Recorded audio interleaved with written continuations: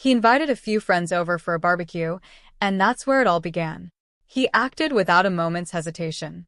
While I could hardly fathom what was unfolding, my body reacted fiercely, making me feel as if I was on the verge of losing control. Greetings to everyone who follows this channel. I understand that many of you might judge, criticize, and even condemn me by the end of the story. However, I must admit that I deeply regret the incident. My name is Sophie, and I've been married to Gabriel for 3 years.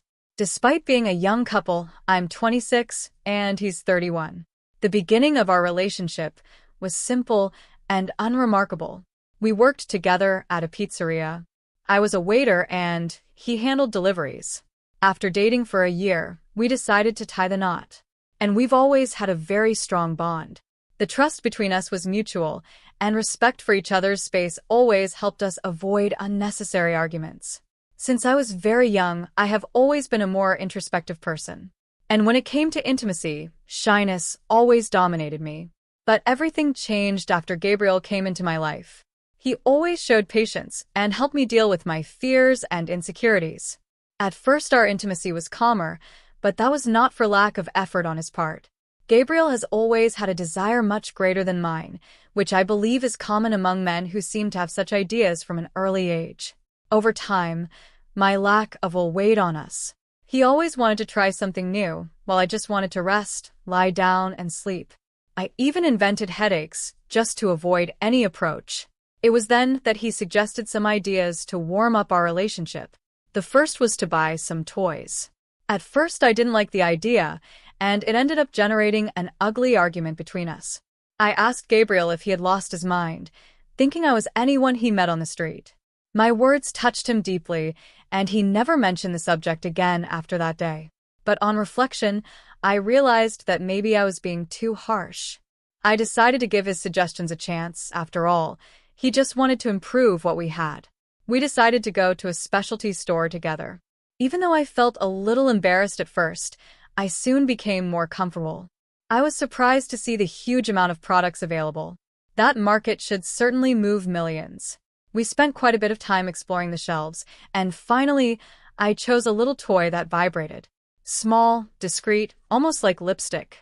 Gabriel didn't seem very pleased with my choice and commented, "Love, look at all the stuff you've got here. Are you sure you want to take just this? How about we grab some more items?" I then told him that he could choose whatever he wanted, that I trusted his good taste. A wide smile appeared on his face, and he left excitedly, exploring the store. In the end, we chose body eyes, some lubricants, and even some costumes. When we reached the last hallway, I came across several dentures of all sizes and colors. This was completely new to me. I had never seen anything up close. When I turned around, I saw Gabriel holding a black prosthesis. I couldn't hide my surprise and shock. That object was huge. It seemed almost the size of an arm. Between nervous laughter, I asked, "Love, who is this for?" He, all confident, replied, "It's for you. Relax and trust me." I decided to give in. After all, we were there to find a solution together. We paid for the products and returned home full of expectation, especially Gabriel, who was overflowing with enthusiasm. Their animation was so evident that anyone could notice it as soon as we got to our apartment. We wasted no time, opened a bottle of wine, and prepared some snacks. I was excited and somewhat curious about the new toys we had purchased, however. The enormous toy Gabriel picked lingered in my thoughts. It was perplexing how he effortlessly embraced it, especially with its daunting size and color. As time went by, we laughed, conversed, and drank. This experience felt like it was strengthening our bond even further. Before I continue, let me remind you to subscribe to the channel and leave a like. We frequently share spicy stories which are often amplified by the effects of wine. Something within me shifted. Intriguingly, I found myself increasingly curious about the toys we bought. I called Gabriel and suggested we head to the bedroom to explore our new purchases more thoroughly. We unpacked everything, removed the items from their bags, and examined the products. But my attention was riveted to that prosthesis. The intricate details were astonishing: veins, shapes. I couldn't fathom how it was possible. It seemed like an unimaginable feat. After several minutes of examining that prosthesis, we opted to continue with the experiment. Gabriel, ever so attentive and caring, gently asked if I was mentally prepared. I wasn't, but my body seemed to crave this novelty. We began kissing passionately, and the wine helped to dissolve any insecurities. Gabriel's demeanor was something I had never experienced before, holding me tightly and kissing me like I was the most desired woman in the world. As he kissed me, my eyes couldn't take them away from that huge toy. I kept thinking about his size. He must have been over 22 centimeters for sure. Compared to the toy, Gabriel was not small, but that object was completely different. Huge. This was messing with me, and my mind began to fill with insane thoughts. Unable to resist, I asked Gabriel to take the toy. Surprised, he asked, "Which one, my love? You want to get started on that already?" We didn't even get off to a good start. Without thinking twice, I told him to get the biggest one, the wine, and the desire had taken over me completely. Gabriel, without hesitation, took the prosthesis, placed it in front of me, and suggested that I touch it. Feel the material, understand how it worked. When I put my hands on it, the size difference struck me. My hands could barely wrap it around. I was squeezing and exploring the details, and it was driving me crazy more and more. Laughing lightly, I asked Gabriel, "This can't be real, right? I doubt there's anyone with something that size. It is simply impossible." He laughed and then denied it, saying that such men did exist, and that if I did not believe it, he could show me. Confused, I asked him how he would do it. Gabriel, still looking amused, got out of bed and went to get his cell phone in the living room. When he came back, he sat down next to me and started showing me some adult videos. We watched it together, one after the other, and I became more and more surprised and stimulated. I had no idea that men of that kind of size were real. The videos that intrigued me the most were the ones that involved more than one man. Seeing two men with a single woman made my mind slow to places I never imagined. Gabriel realized how much I was getting involved, handed me my cell phone, and kept teasing me. I was already completely overcome with excitement, something I had never felt this way before. As he came down, kissing my skin closer and closer to where I wanted him, my eyes were fixed on that huge toy that was on the bed. I decided to take the initiative. I took the toy. Gabriel immediately noticed what I was doing, but without losing the rhythm, he continued kissing me and touching me with an intensity that left me more and more on the verge of delirium. I tried to put the toy in my mouth, but it was too big. It barely fit. I had to open my mouth wide to finally get it. When I managed to fit in, an incredible feeling took over me. It was a perfect combination of stimuli, and I shivered for a few seconds, reaching a point of pleasure I hadn't felt in years. The play didn't merely stop there. Instead, my surrender was complete, leaving me with an unstoppable urge to try that toy in an entirely different manner. My readiness was undeniable, my body automatically reacting. I requested Gabriel to utilize it on me, and without delay I passed the toy to him. He started by gently rubbing and pressing it against me. Soon the initial part slipped inside, creating an intense sensation. Like it was expanding me beyond what I imagined possible, but at the same time it was too good. I've never felt anything like this before. Nothing I've tried before compares to this. We spent a few minutes trying to get the most out of the toy, but it wasn't easy. Seemed like it just didn't fit right. It was then that Gabriel suggested using a condom. We didn't have one at home since we're married and never needed it. I mentioned that it wasn't essential and suggested we could postpone it to another time, but he strongly disagreed. "Hold on," he said, hastily departing to make the purchase. He didn't even bother wearing slippers. While Gabriel was away, I continued engrossed in my phone, watching videos. The scenes grew progressively hotter, and as I watched those actors, my body's response intensified. Everyone's incredible talent only heightened my excitement even further. My curiosity piqued at how women in the videos managed 23 or even 4 men of that size. The notion of using the toy solo, in Gabriel's absence, thrilled me further. I resolved to attempt it alone, thinking if they could, so could I. I set the toy upright and gradually lowered myself onto it. This time it was effortless. The first part came in easily. In a few seconds, I was almost all inside, and the pleasure quickly overwhelmed me. Without much thought, I began to move faster and faster, as if I were riding something without stopping. Within minutes, I climaxed, but as many women know, we don't have to stop there. I continued to enjoy that moment for quite some time, until my body finally gave in to fatigue.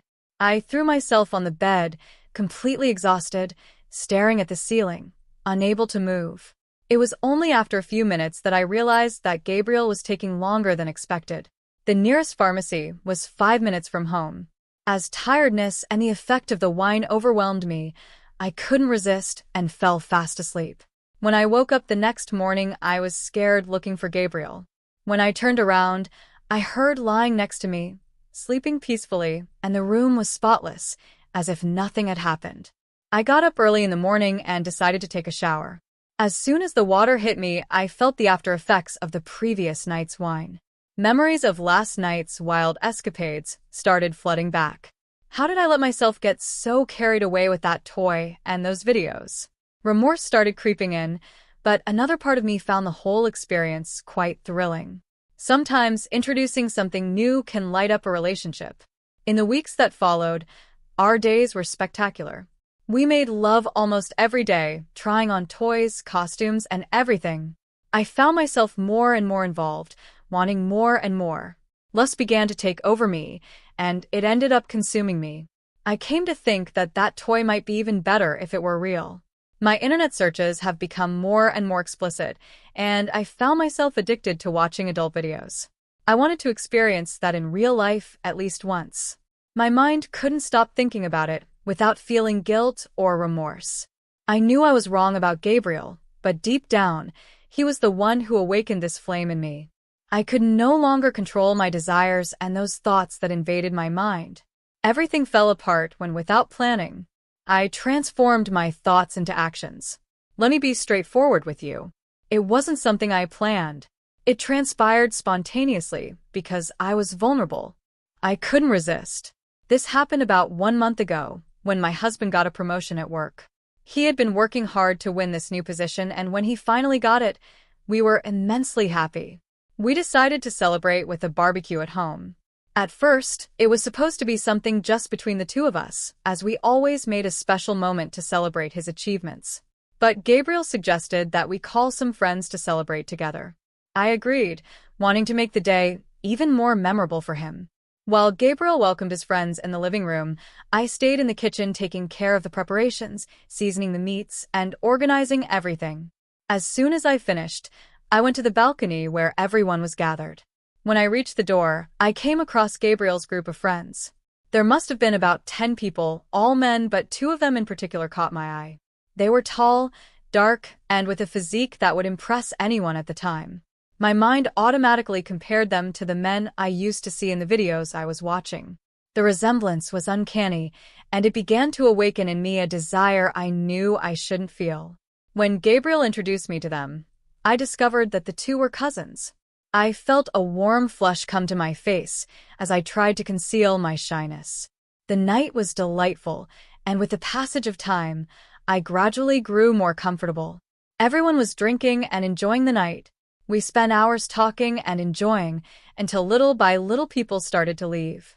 In the end, it was just me, Gabriel, and my 2 cousins. Gabriel, already completely drunk, could barely stay awake. Worried, I asked Douglas, one of my cousins, to take Gabriel to his room so he could rest. Meanwhile, I stayed on the balcony with Nathan, the other cousin, tidying up. The silence between us was palpable, but my mind was elsewhere, full of thoughts. I couldn't stop remembering the videos I'd watched recently. The situation I found myself in was eerily similar to the scripts for those scenes, and that began to make me uneasy. I wondered if another opportunity like this would arise. Were they really attractive? And that awakened in me a forbidden desire. Doubt started to flood my mind. What if something went terribly wrong? What if they rejected me or, even worse, told Gabriel everything? I knew it could completely ruin my life. Seeing my anxiety, Nathan worriedly asked if I was okay. I responded that everything was fine, just feeling a bit exhausted from the busy day. Nathan suggested that I sit down and relax, and then poured me a generous glass of wine. We started talking as he finished tidying up the balcony. Soon after, Douglas returned and commented that Gabriel was asleep as a rock and that no explosion would wake him that night. Nathan, noticing that I was still a little tense, suggested that I relax more and mentioned that I could do massages. He offered to do one, especially on my feet, and I, a little shy but also curious, accepted. After all, what could a massage do? We went into the living room, and I sat on the couch, took off my shoes, and he started massaging my feet gently. His touches were firm and accurate, just what I needed after such a tiring one day. As Nathan massaged my feet, our conversation flowed naturally. Then Douglas, sensing the mood of relaxation, offered to help me relax as well, saying he could massage my shoulders. I laughed and accepted, with Nathan attending to my feet and Douglas working on my shoulders.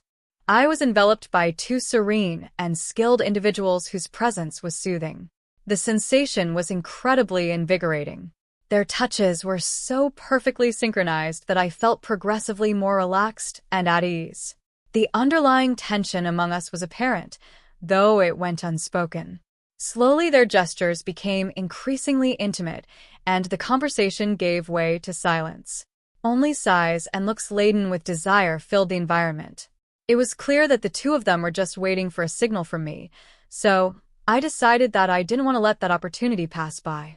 I looked first into Nathan's eyes, then into Douglas's, and in a whisper said I was ready for something more. If they were too, the 21, not very surprised, agreed without hesitation. What happened next was an explosion of desire and passion. A moment I never thought I'd experience. That night would change everything for me.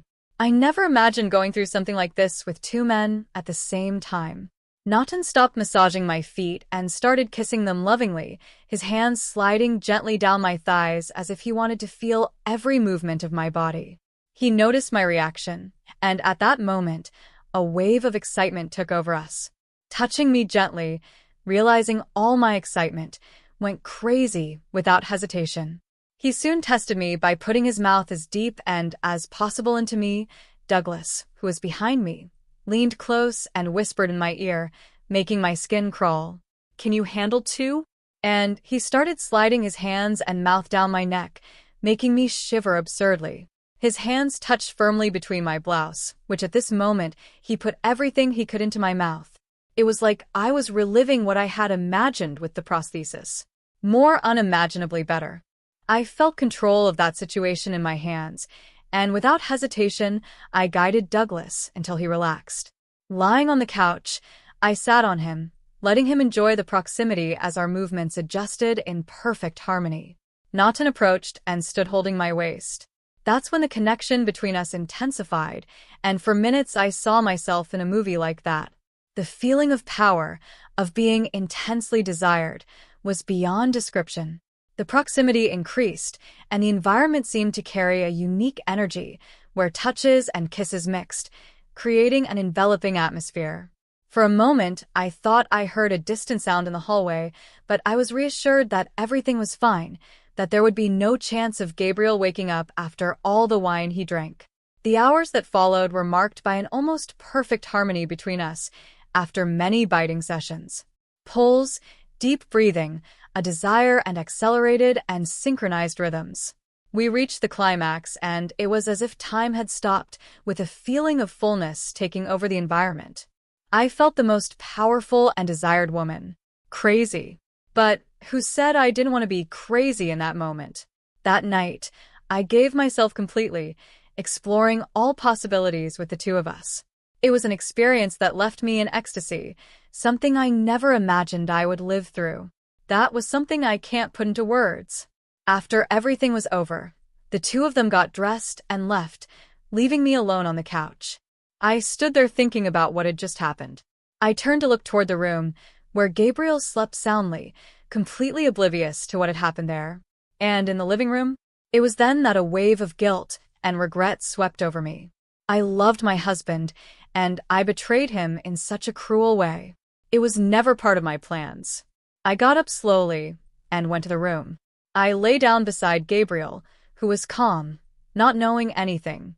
I felt a lump form in my throat, and I spent the whole night unable to sleep, tormented by my thoughts and the possible consequences of what I had done. When the day began to lighten and Gabriel was still sleeping peacefully, I made a firm decision. I would never cheat on my husband again. The guilt that weighed on me was suffocating. Gabriel didn't deserve that. He was always an amazing husband, and I knew I needed to be the wife he deserved. I got up and went to take a bath, letting the water wash away, at least for a few moments, the shame and guilt that consumed me. When Gabriel finally woke up, I was already made up my mind. From that day on, I promised myself that I would be faithful, and that would honor the love we built. The experience of that night lingered as a haunting and faraway memory, imparting a significant lesson. I never betrayed my husband again, striving to be the wife he truly merited in every way possible.